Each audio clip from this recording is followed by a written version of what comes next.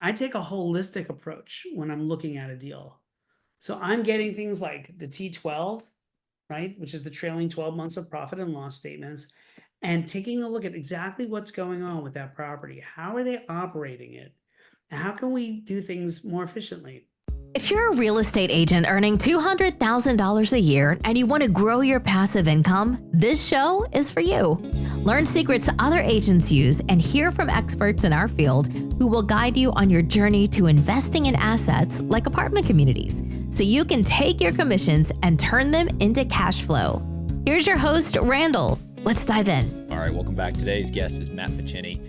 The guy has been doing a lot of multifamily deals over the last few years. And today I thought it'd be great to go through, since he does some coaching, to go through and actually walk through a mini course, right, of what it takes to become a syndicator and go out and buy these large multifamily deals. He's got over 4,500 units that he has been a general partner on, and I think double that, something like that, on when you take into account his limited partner investing as well. So wealth of knowledge. He's been involved in a lot of deals, a lot of transactions. Their latest one that we were briefly touched on, we don't actually talk about deal flow and deals that much on this call. It's a new construction deal they're doing in Ottawa, Canada, the Westboro Tower, 134 unit new construction deal. So again, he's bought legacy assets, meaning they've been built and now they're building a new one. And so he's got a ton of information, been in the game, and I highly recommend listening through this if you are looking to learn about syndication, how to get into syndication and launch your own so that you can go out and buy some of these bigger deals. His method, it's the P5 Syndication Method. So we talk about that. That is really the crux of what it is. He's also a best-selling author, writes a book about syndicating and getting into the game. It's Backstage Guide to Syndication. So again, let's jump into the show and talk to Matt. If you're getting value out of the show, please go on, rate and review. Helps us a ton. Bring on great guests just like Matt, and they can share their story and share their knowledge with you so that you can grow and get into this business and turn your commissions into cash flow. Let's go. Here we go. Matt, it's awesome to have you on the show. I really appreciate you jumping on today. I'm looking forward to the conversation and talking not just about your experience and what you know as far as deals that you've done and worked on. I know we'll touch on that just briefly, but really how someone, a real estate professional, can get into the syndication game. And I know that you're deep into that and teaching people how to do it and how to learn it. So I really want to go through and kind of do like a mini course today and just have you explain to us, here's what you do, 1, 2, 3, and go type of thing. So again, welcome to the show. It's good to have you on. Thanks for having me. It's a pleasure to be here. Yeah. And I like your sign in the background there. Thank you. Yeah. It's always good to see that. I saw it in some of the other shows. Yeah, exactly. Yeah.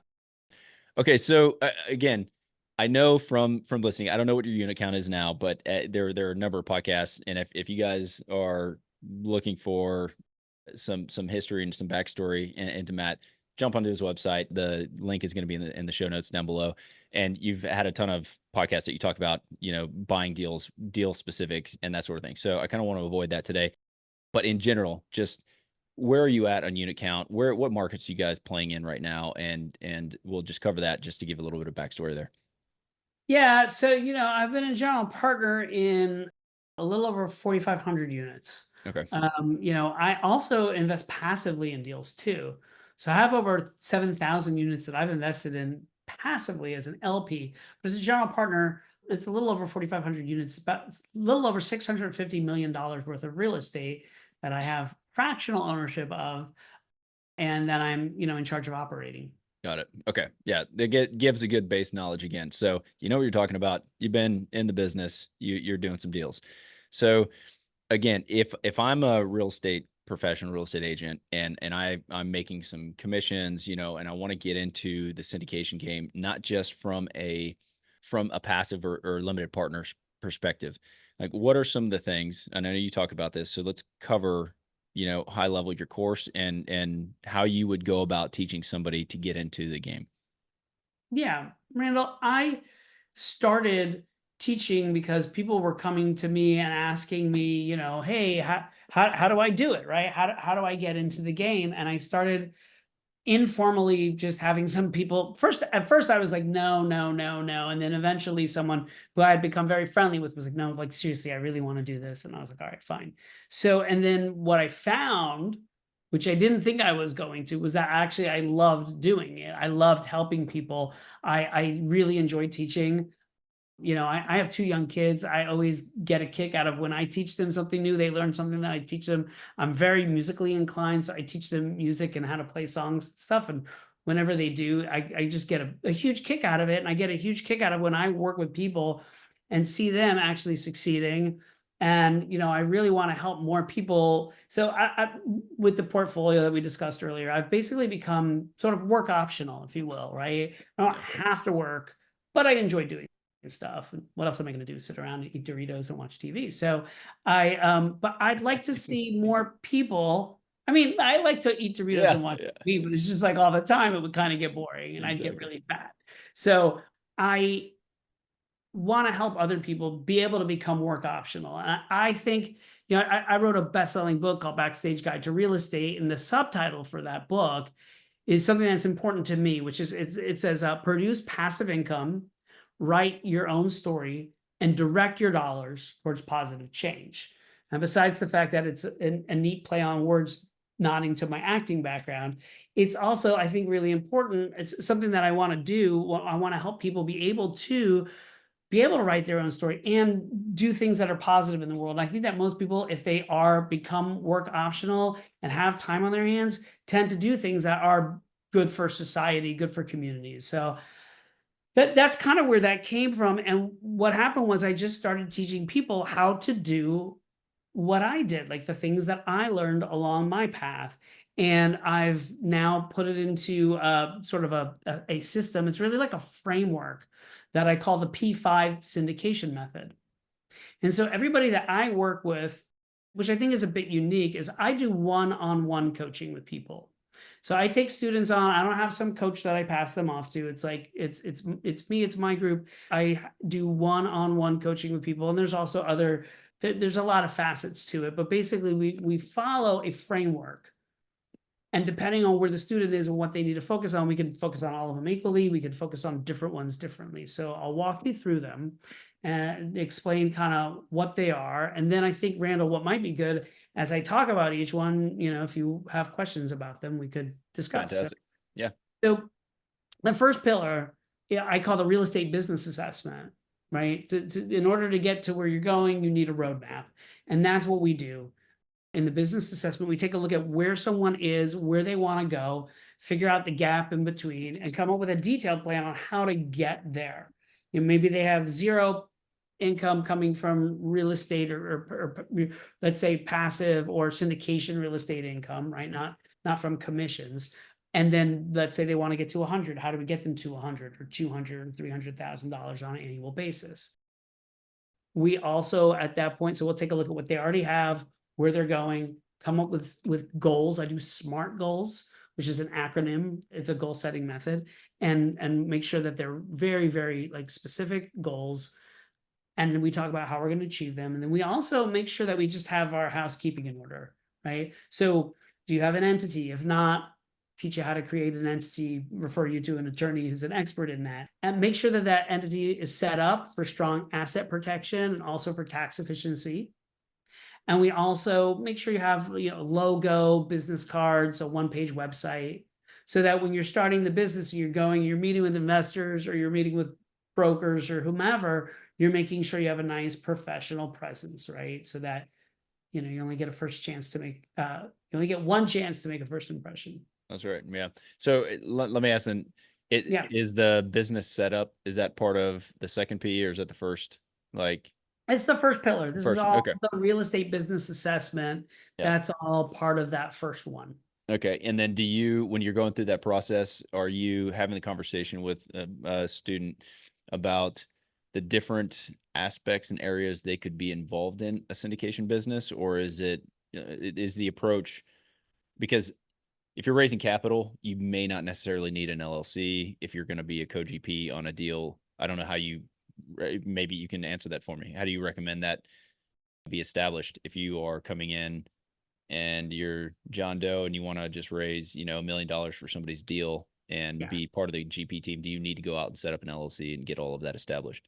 Well, I would recommend that you speak with an SEC attorney because you're not supposed to just raise capital for deals.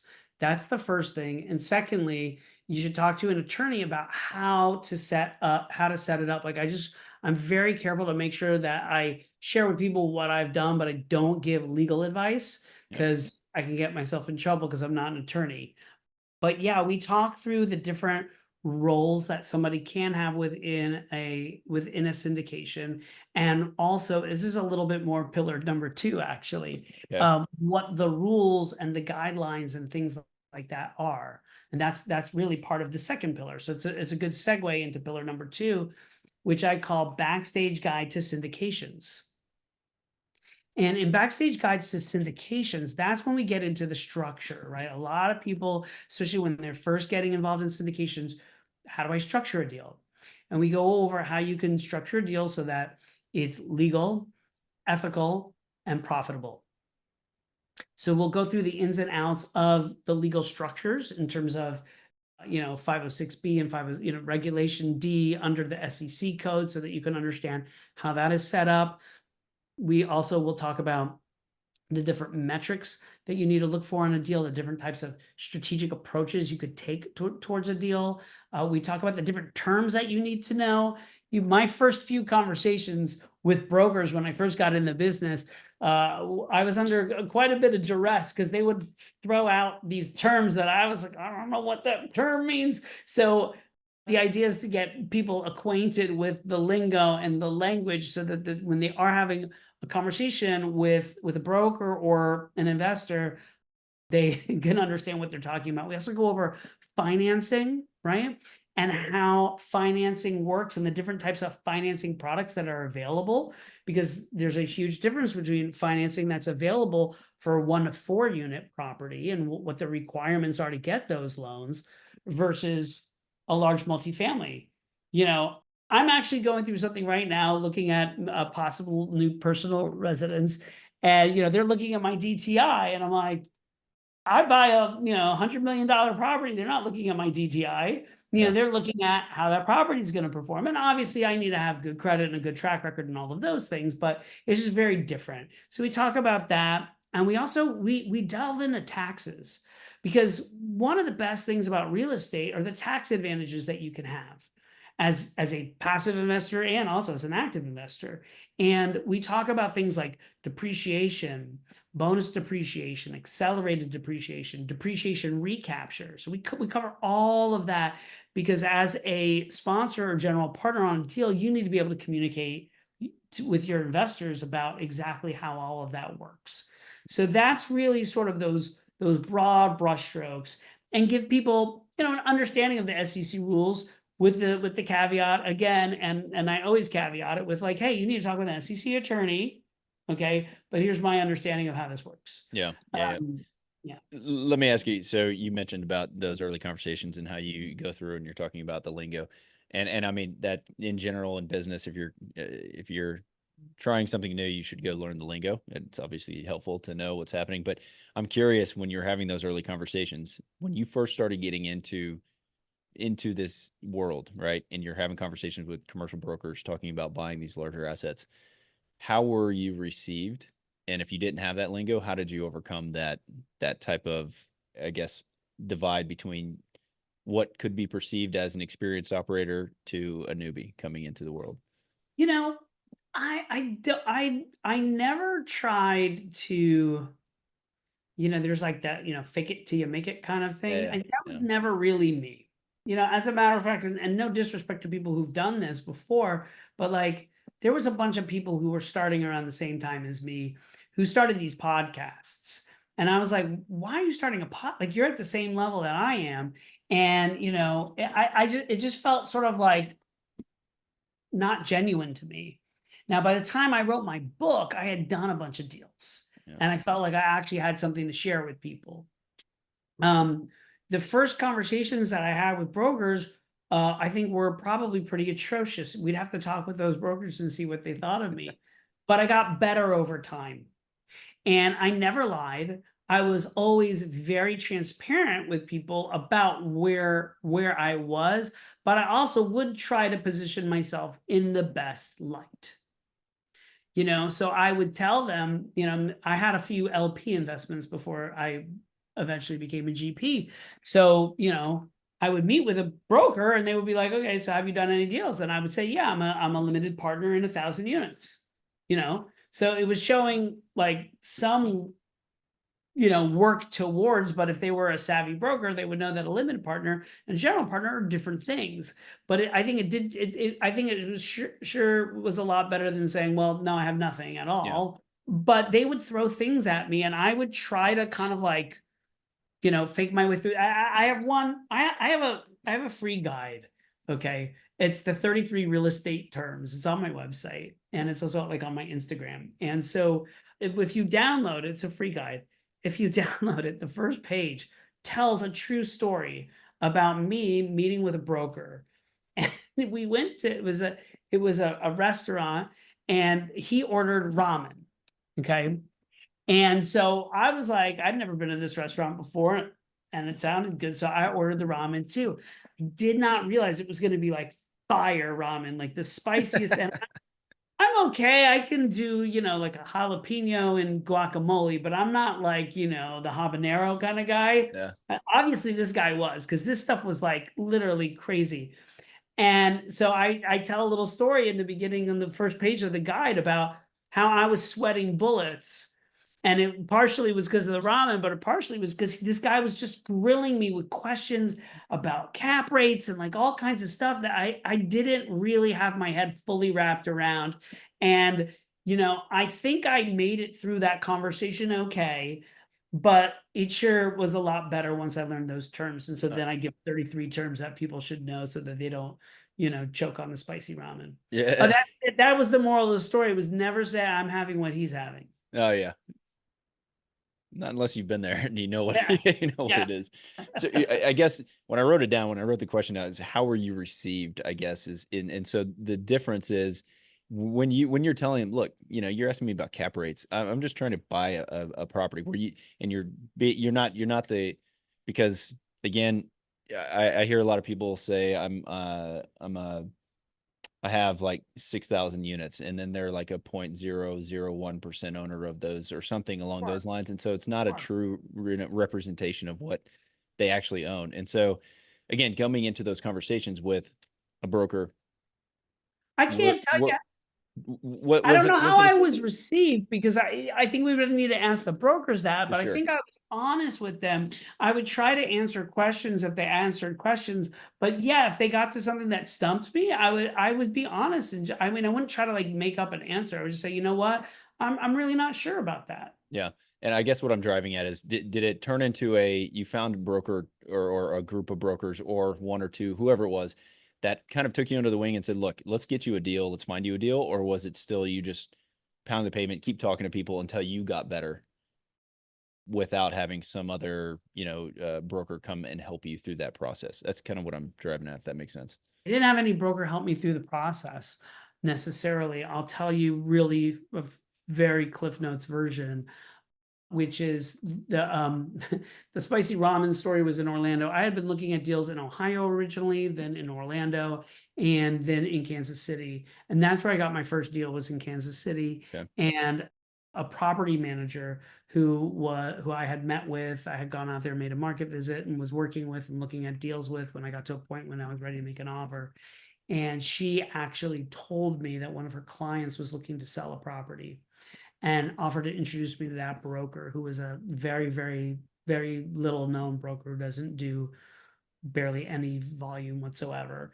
And then that's a whole other story, that first deal, but that I wrangled that thing down myself. The second deal that I got, so after I got that first deal in a nearby market, so I was looking in that deal was technically in Lawrence, Kansas, which is about 30, 45 minutes from Kansas City.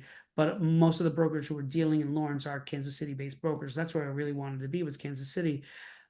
after I closed on a 10 million, my first deal was that one was $10 million. After I closed on a $10 million deal, I think the brokers in Kansas City were like, okay, well, this Matt guy seems legit. I had met with most of them, like, all right, he closed on a $10 million deal. He can close. And there was one particular broker there who was doing a large volume of transactions at that point in time. I had bid on a number of those deals. I had made it into best and final in a number of those deals. And I got a call out of the blue one day from him because he had one of the properties I had bid on and I was in best and final on had fallen out of contract. And that's another whole long story, but basically, because of my relationship that I had built with this guy over time, and I had closed another deal, and these other people who were bidding on the deal, maybe I was a little more experienced than them, I was able to get that deal across the finish line. And I put in some aggressive terms, and there's a lot more to it. But I mean, did that broker help me? Maybe kind of a little bit, steered me in the right day, but I never had a broker sort of take me under their wings and kind of, give me like, hey, let's get you a deal type thing early on. Cause that doesn't, once you're in it, you don't necessarily need that. I just wasn't sure on that part of your story. If you're going through those conversations, kind of bumbling through first few, and then you're getting better on your own. And then finally you're like, hey, I know what I'm talking about. We're at the point I've underwritten enough deals. Well, by the time That's I kinda got to Kansas City, so I'm sure I made a complete fool of myself in Ohio with the few brokers and property managers that I met with. I'm 100% certain that I did. I was living in Miami at the time. Once I started meeting with the brokers in Orlando, I think I was kind of okay-ish. That ramen story was in Orlando at the earlier parts of me meeting with the brokers. And then by the time I was looking at deals in Kansas City, I had a lot of confidence because I had underwritten a bunch of deals. I had met with a bunch of brokers. So I had, I felt comfortable in my own shoes at that point. All right, we're on number 2, and are we at the point now where we're in the P5? Are you teaching people to talk to brokers at this point? Because I have another question about brokers. Because if you have tips again early on, if you're out there, what are some of the tips that you have for talking to brokers? Yeah. Well, in pillar number 2, we're just talking about the structure That's right. and how Yeah. things are going to be structured. Yeah. So when we start talking about brokers, that's in the next pillar, right? Which is Okay. pillar 3. Well, So pillar number 3 is market mastery. Okay. How do you become a master of your chosen market? I just made a video, but it will be on YouTube in a few weeks. We're editing it right now, but it's the top 10 mistakes that I see people making, the top 10 biggest mistakes that I see people who want to get into multifamily syndication as a sponsor, like the mistakes that they make. And the first one, number 1, is looking for deals in too many markets. I see people who are going in. I know that sounds funny because I just mentioned a bunch of markets, but I was focused on Ohio. Then I was focused on Florida. Then I got focused on Kansas City. And this was over a period of just about 2 years. Yeah. But I want all my students to focus on one market. I see people out there, they're looking at deals in 10 different markets and they're like, I can't find any deals that make sense. And I'm like, yeah, of course not, because you just have very rudimentary knowledge of a market. You don't know how that market works. You don't know where the path of progress is, the good part of town, the bad part of town. So there's no way for you to gain any sort of competitive advantage. I can underwrite the deal as well as you can, and I don't even know the market. Yeah. That's a problem. Yeah. So market mastery is really important. There's a Shakespeare quote that I love, which is "Jack of all trades, master of none." Yeah. Right? So we work with people making sure they focus on one market only. Now, if it happens the way that I did, that market's not working out for you for one reason or another, you switch to another market. Eventually, if you're successful in one market, you can expand. But focus on one market, and then really understanding that market, the sub markets. We talk about the different metrics that you want to look for in a market, and then we talk about what you were just going to ask, Randal, what you just asked about, which was about meeting what I call all the key players in a market, which is the brokers, the property managers, and the other property owners. I'm, GP, and I've been a GP in over 4,500 units at this point. And I have never gotten a deal by finding a property online or being on a broker's email list and putting in the best and highest offer. I've never gotten a deal that way. I mean, I just told you the first two stories, being introduced by a property manager or, by a deal falling out of contract, right? There's always been some like unique circumstance that has allowed me to get what I consider very good deals and give, able to give good returns to our investors. So developing those relationships with those people is paramount. I mean, we've gotten off-market deals by having relationships with property owners, you know. So we get access to deals before they go out to the general public, or not even the general public, to a broker's buying list because we have a relationship with that broker. We are able to do that through cultivating those relationships. And so that's all in what I consider market mastery. Okay. So that's the third. And let's dive into this just a little bit because the top 10, this will come out, I'm sure, after you post that. So we're going to link to that in the show notes once we have a copy of your link to get to the top 10 mistakes, if that's all right. Yeah, for sure. Just check out my YouTube channel. But yeah. Okay. So then when you're going through one, I would say, how do you pick a market? What is your recommendation when you're going through to pick a market? And again, this is kind of high level, right? Let's keep it high level. Are you talking to a student and you say, okay, you're in San Antonio or Randall, you should just stay in San Antonio, like pick that market? Or do you go through and you say, I like the beach, let's go find a beach? Like what is it that you go through to find the market? Well, I don't want to give away my secret sauce, Randall. I mean, this is the high level, super high level to get them in the door. No, I think if you live in a market where you can go ahead and, find something great in your backyard, so to speak, you should do it. Yeah. Right? You have nothing to lose and everything to gain. I live in Brooklyn, New York. I cannot find any deals around here that pencil out. If anyone's listening to this podcast and has a deal in the New York City area that pencils out, you're looking for a partner, give me a call. But I can't. And I would love to not have to get on an airplane to go visit my properties. But that's just not the facts of what is going on here. And because I'm looking for properties that have, good cash flow. So there's going to be inherently be certain markets that just won't work. New York City being one of them. Most of the Northeast, although there are pockets of the Northeast that do work. Most of the West Coast, like California, for example, Washington, Oregon, tend to not work. It doesn't mean that there's not anomalies. It doesn't mean you can't find deals there. But for the type of things that I look for, which are cash flowing properties where we can add value, I'm just not finding deals in some areas. So that's part of looking at sort of the metrics, understanding the deals, understanding what's going on in that market, understanding the amount of risk that's happening in that market. Those are all, different factors that we look at. But there are other sort of, I would call, soft factors that someone can look at. And those are things like, okay, so if you have to go out of your own backyard, how are you going to get to where you're going? And like, if you have to take a plane, are there direct flights? And how many direct flights are there every day and across how many different carriers? Because if, I don't know, I'm going to pick on Delta. I love Delta, but I'm going to pick on Delta. If Delta, for some reason, their system goes down and you need to get to your property, like, are you going to be able to get another carrier to take you out there? So you want to find a place that is going to be somewhere that you can travel to, with the least amount of friction.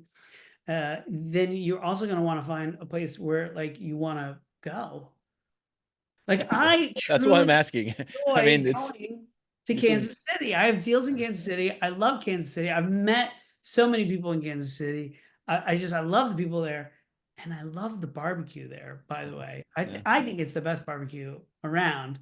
But I'm sure some people would disagree with that. But like, it's you want to go somewhere where you're gonna actually want to be, because you're gonna be visiting that property.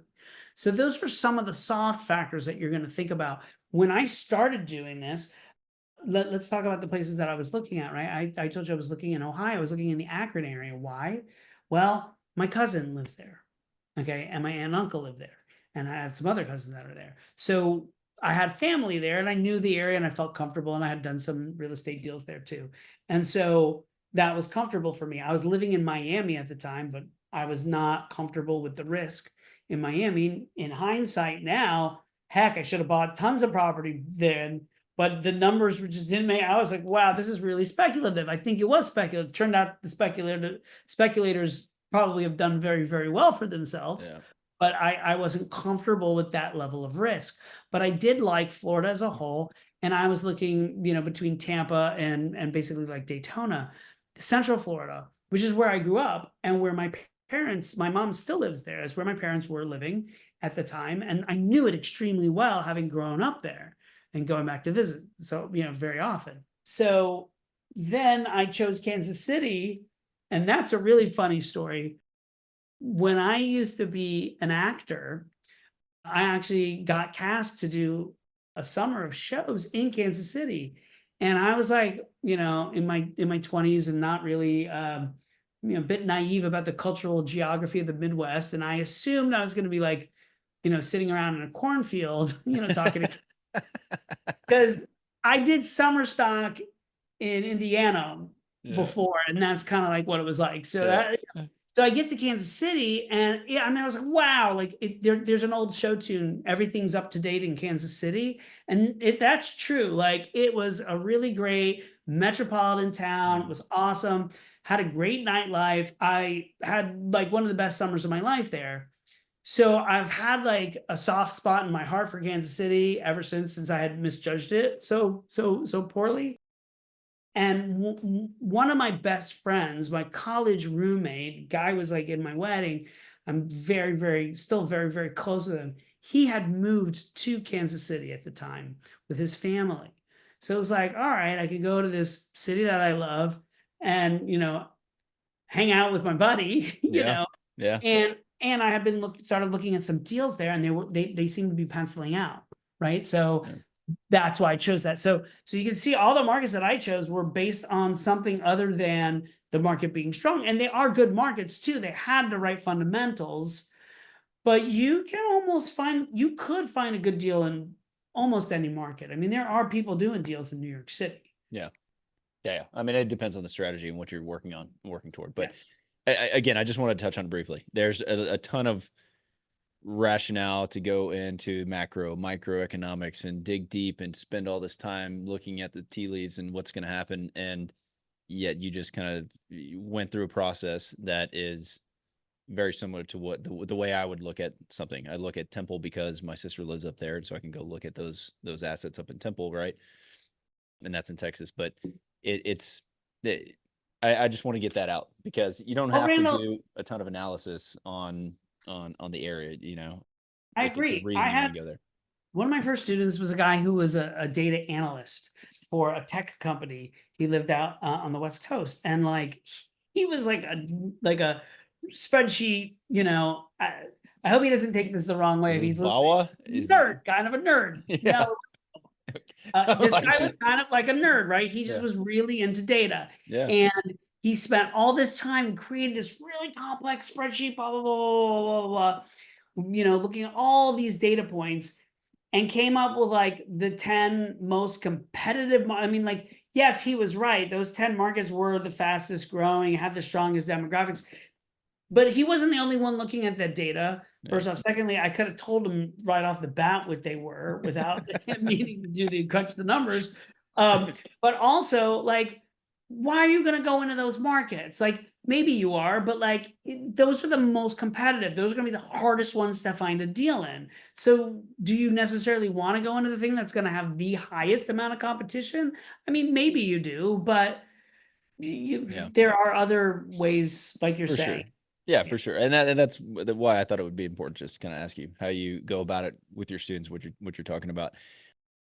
All right. So let me ask you then, still on two, just because, or sorry, three, just because I think it's an interesting topic. Once you establish and you say, okay, I want to be in Kansas City. What are one or two of your like go-to tricks that help you meet the brokers and get to know them? Are you just showing up at events? Are you showing up? Are you doing tours? What is it that you're doing? And then the same thing with the property owners. You mentioned that you meet the property owners. So that's something that I hadn't thought through, right? Just going around meeting all the property. I've met a lot of them through just, being out, looking at property, talking to brokers and that sort of thing. But are there specific things that you teach or that you would recommend someone do if they Yeah, I want mean, I to think do it's that? just it all rolls into good old fashioned networking, Randall. Going to different events and things like that are Okay. wonderful. One of the things I do now is like I speak at events, so I get to meet a lot of people through that. I'm going to Kansas City in October for they have a cash flow summit, and I'm sure I'll meet a ton of people through that.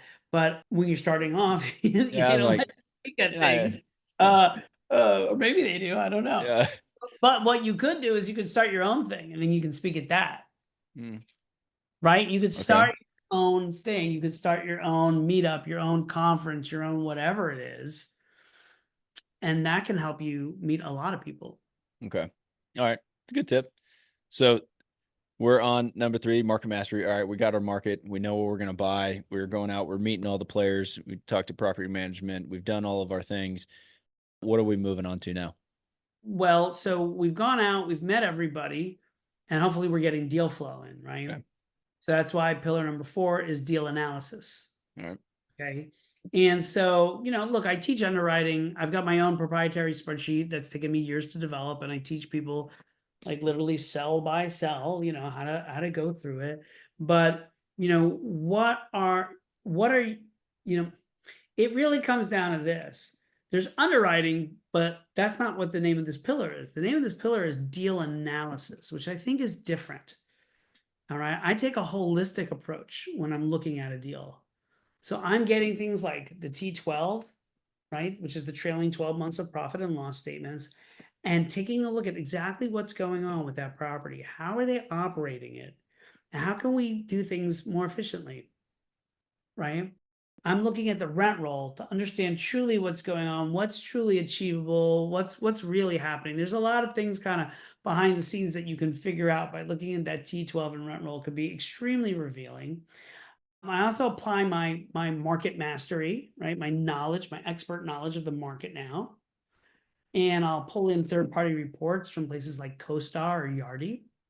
And so I'll use all those different inputs to form my assumptions for my business plan.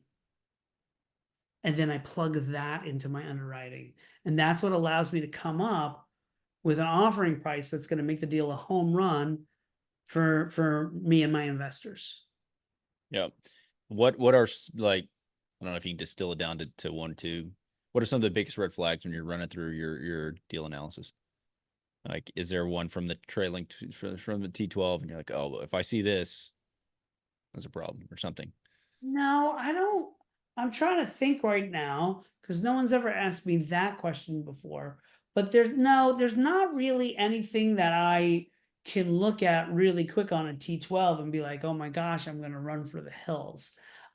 I always get to a point on every single deal where I can make an offer, always on every deal. Now, that offer might be very, very, might be half of the price of what the broker's looking for. But that's kind of what I do is I'm like, all right, if I look at this deal and I analyze it and I put everything where it should be, then I can figure it out. For example, broker might be telling you that you can get $2,000 a month for rent on the property, but from my market knowledge, that seems highly unlikely. And then I'm looking at the rent roll, and the only thing they've ever rented these units out, they have renovated units that they're renting out for 1,200, and I'm like, yeah, I'm never going to get 2,000, right? Yeah. So don't run away from it. I just know, okay, well, I got to underwrite for like 1,200 or maybe 1,400, but I'm never going to get to 2,000, right? Based on the information that I know about the market, based on the third party data, all of that stuff, and I put it all in, I bake it all together, and then I come up with a number. And sometimes that number is right around what they're looking for. Sometimes it's off. So when you're going through and looking at this, and we may get to this on the next one, but going Yeah. through deal analysis, part of that is return profile, return metrics that you're trying to hit with for yourself and for investors that you may have coming along with you. So when you're going through, and obviously your offer price is predicated on hitting those returns, right? You're not going to offer something that's going to be not hitting your target. So w- if not in this bullet point, maybe in the next one, but what kind of returns are you looking for deals that you are looking to buy? Yeah. So you're right. We have to make sure that we're going to get the returns for the investors, or we're never going to be able to do the deal because we don't have Yeah. any. Yeah.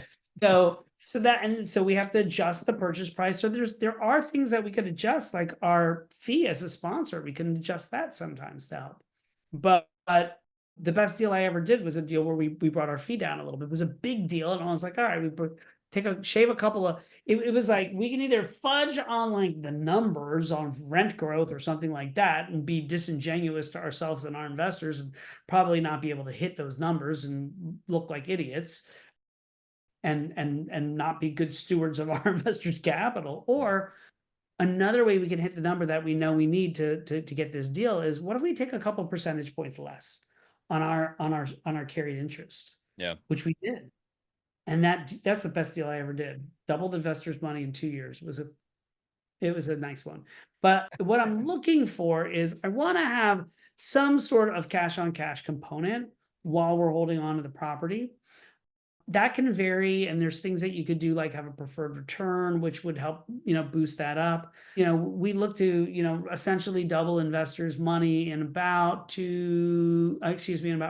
to 7 years. Okay. But ultimately, what it comes down to is the IRR. As an investor myself, a passive investor in a lot of deals, the most important thing to me is the IRR, which is just I know you know this, Randall, but for anyone who's listening doesn't know the IRR, that's the internal rate of return. So what it does is it takes into account the time value of money. So if you have a deal that doubles, you put $100,000 in a deal, and 5 years from now you get $200,000. That's great, you doubled your money, but you didn't get anything in between. You didn't Yeah. get anything until you got the $200,000. That's going to have one rate of return. You're going to have one with a higher rate of return if, let's say, you got $20,000 every year for 4 years. So that's 80,000. And you got a check for 120 at the end. That's Yeah. going to have a higher rate of return because you're getting more money back faster. Yeah. So we look for IRRs, even though we have deals that will do, essentially 20% annualized return if you double your money in 5 years. But that IRR is different. Our IRRs are usually somewhere between 13 to 16% Okay. on our pro forma, and I'm very happy to say that the vast majority of cases we do much better than that. But that's what we look for, is a 13 to 16% IRR. Got it. Okay. Yeah, that's what I was driving at. Kind of curious when you're looking at them, and is that net to investor type of Yes, return? Yeah. correct, net Yeah. to investor. Yeah. So, are you, again, I want to finish the 5 Ps, but are you seeing those deals right now? Are you transacting deals right now that are hitting those numbers? And are you finding a lot in the market coming back, or starting to come onto Look, online? I mean, we could have a whole other discussion about the market, where I think Yeah. things are and where they're going, which is all, I think, moving in a slow but positive direction. What I will say is, I'm very pragmatic in my approach. And so I have always only done about 1 to 2 deals. I had 1 year where I did 3 deals in a year, but and that's because, like, we closed on one in early January. Yeah. So, but I am always taking a slow approach to the market. I think there's been a chasm between where sellers' expectations and what buyers can pay, especially with this run up in interest rates that we've had. But I'm seeing that gap tighten up. And at the time of recording this on August 1st of 2024, Jerome Powell just made statements yesterday saying that rates are remaining steady, but he's saying that signaling that there's probably going to be a reduction in September. I think the word on the street is 3 reductions before the end of the year. I don't know that I buy that, by the way. I think maybe 2, but maybe 3. And I think we just have to see where the data, comes in. There's also been, the Q2 report is out from RealPage, and there has been significant demand growth in specific markets that is, like, kind of off the charts. And so, there's a lot of inventory coming online. and will be coming online for the next like 12 to 18 months, which has been hampering rent growth. However, seeing this, really, really strong demand is like, oh, okay, well, maybe we're going to normalize sooner. I don't know. And then, the prognosis for like 2026 and beyond is like rent growth really going up because all these new construction has basically halted. Yeah. And then when are they going to start again? And meanwhile, there's demand. And so, there's going to be a supply demand imbalance. Yeah. So I think the prognosis looks really good, but everything incrementally, are interest rates going to go down? Yeah, but like they're already like really, really, really high. So even if there are 3 rate reductions, and even if they do them, a quarter of a point, you're still talking about only a 75 basis point reduction, Yeah. which still, it's there's a ways to go. So we'll have to see. I think things will improve incrementally. Are you trying to find another deal this year, or do you already buy one? Are you targeting still one Well, acquisition I'm never like, oh, I'm only I going to have do to. 1 or 2 deals. Okay. I can Yeah. only do 1 deal this year, or I must do 3. I'm never like that. I'm always looking at what's out there in the market, Yeah.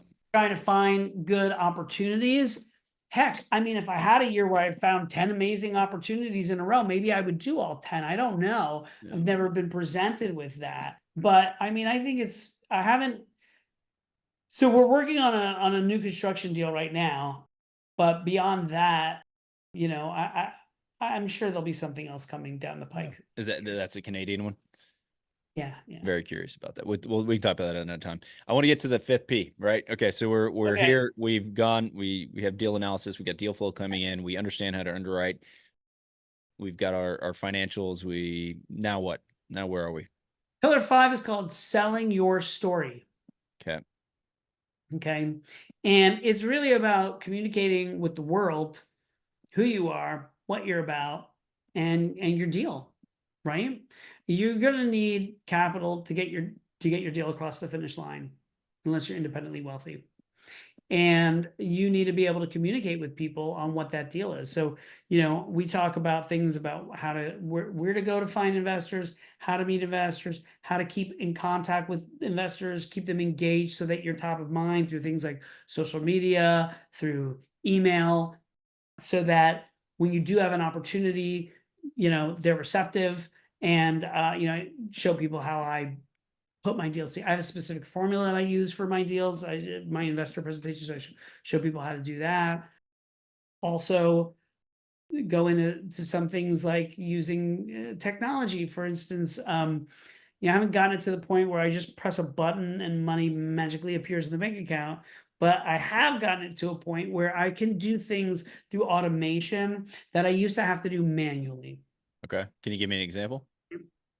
Sure, like I mean, something as simple as an onboarding sequence, right? Okay. When somebody's first coming in, a new investor, and doing like an email warm up sequence kind of thing, or what I think Russell Brunson calls it a soap opera sequence, right? Certain to do things when people are interested in deals, when I send them out to gauge their interest and keep it all organized, there's a lot of different things that can go on. And I mean, I used to have to like manually do things in spreadsheets, and I can use a CRM system to do all that stuff. And then the other thing is like, using that brand that you create to, expand your network and foster new relationships so that you can build your business beyond just that first deal. Yeah. Right. And so that's what selling your story is really all about. Yeah. Awesome. I mean, I think that is a thorough approach to learning the business. And that's fantastic. I do want to ask, like, right now, raising capital, then, since that's kind of the last, telling your story, going out, raising capital, you have a new student come in and they find a deal, they're looking. What are you telling them? Here's it's starting from scratch. Maybe they don't have the whole back end system set up, but they have a small group of people they can go talk to. Like, what is it that you would recommend that they do in order to go start raising money right now in today's environment? You know how it's. Yeah, I mean, I recommend a bunch of different approaches. Okay. And what I really think is, when we're looking at the P5 syndication method, the first 3 can get done in about the first 90 days, usually less. And then you're spending the rest of your time really in pillars 4 and 5, right? Yeah. Looking at deals, analyzing deals, and simultaneously building your investor database so that when you do have the right opportunity, you have investors that you can go to marry those. And, there's many different ways, but it really comes down to talking, communicating with people, right? If you've got your own people who you think you could go to, start telling them about what you're doing, what you're thinking about. Talk to them about hypothetical deals. I onboard most of my investors when I don't have a deal. Okay. Yeah. Now, if I'm doing a 506B, that's also really good because you need to be compliant with the 506B, have a pre-existing substantive relationship. But it's not like I do it on purpose. It's just that's kind of what happens is like most of the people that I'm bringing in, I'm bringing them in, I'll onboard 1 or 2 investors this week and then next week, right? From like different sources.